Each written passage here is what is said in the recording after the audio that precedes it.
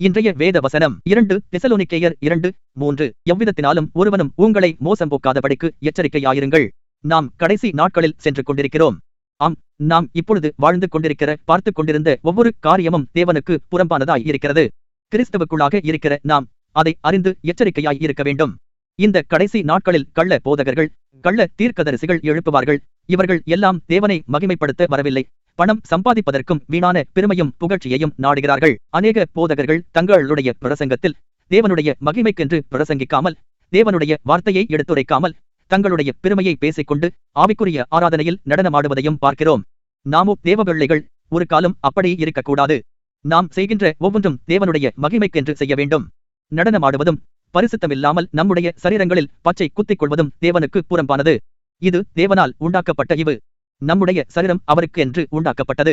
ஆகையால் ஒருவரும் உங்களை மோசம் போக்காதபடிக்கு எச்சரிக்கையாயிருங்கள்.